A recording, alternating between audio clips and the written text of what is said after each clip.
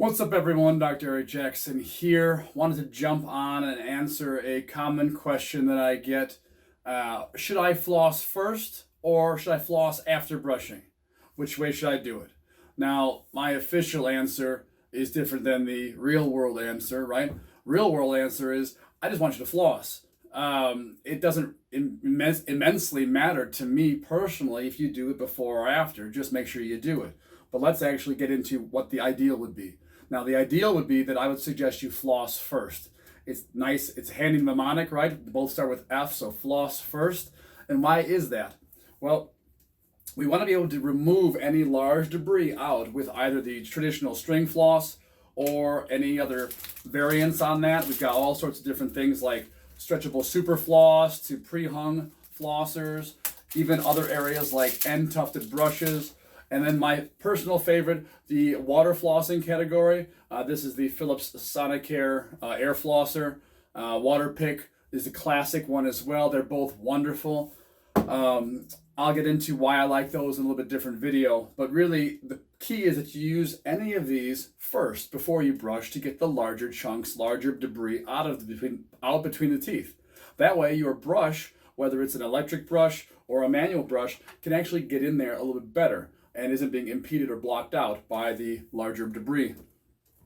So ultimately, you might say, well, wait a minute, when I get my dental cleanings, why does my dental hygienist floss me at the end?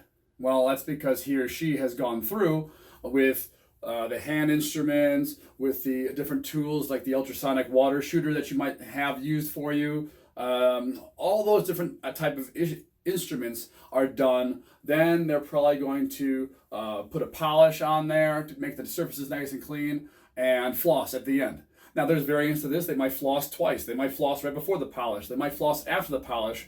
But the key there is that they're not encumbered, or they're not hindered rather, by the larger debris that you are at home. They've got a lot better material, a lot better tools to clean out that material at your dental cleaning. So don't use your dental cleaning as the model, even though that's kind of a logical thing you might want to do.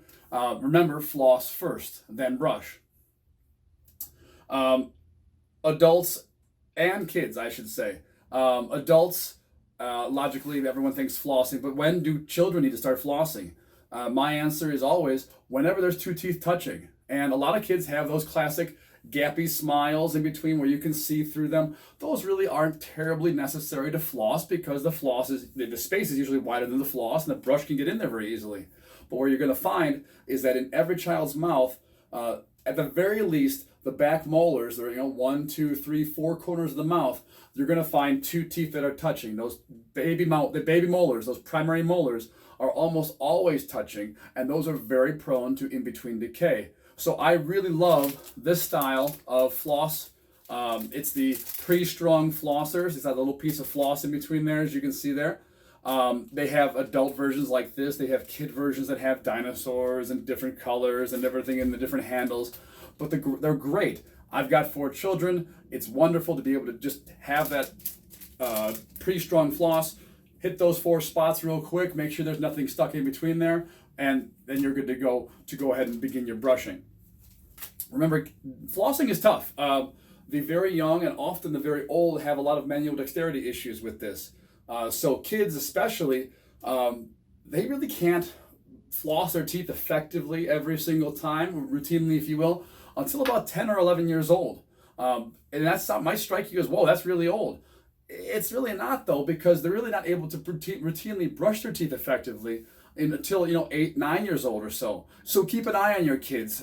Even though they're wonderfully intelligent and dexterous and whatnot, there's a lot that goes into doing a small but fine motor skill task day in and day out, like flossing and brushing. So I always encourage spot checks, little pop quizzes by a parent or grandparent or whoever is taking care of that child will go a long way.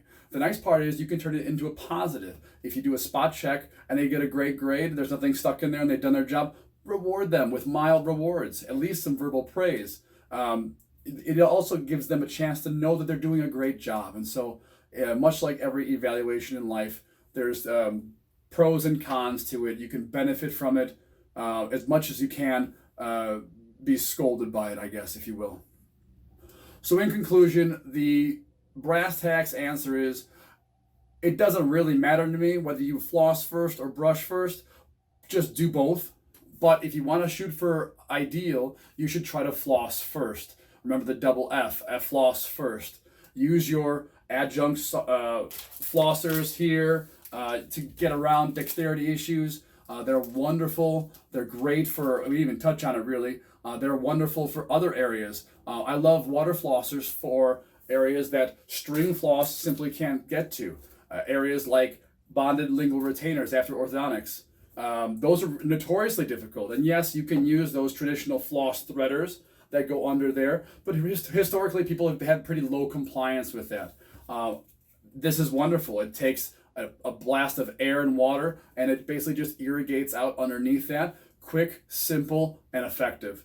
It's also wonderful. Water flossers like this are also wonderful for areas around dental implants that have different anatomical structures than natural tooth. There's usually a longer span that you have to floss, a deeper span, and it has to go underneath the gum, which is the number one, or at least one of the top disadvantages of string floss. You can't floss below the gum line. Otherwise, you're cutting into it, which is a big giant no-no. So never cut into your gums with your floss. So water flossers are great for irrigating down into deep gum disease pockets, periodontal pocketing, around implants, under bridges. It does a lot of good. So overall, I'm a big believer in these guys.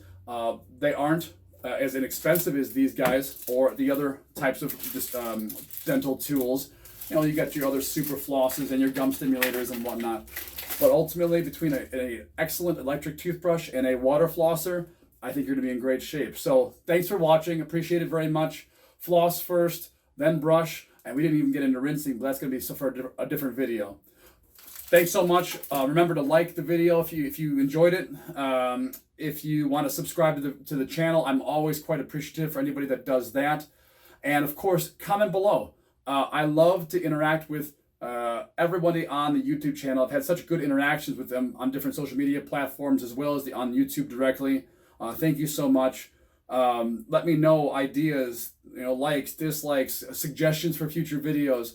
I'm open to hearing everything. So please comment below, and I'll see you in the next video. Thanks so much. Bye-bye now.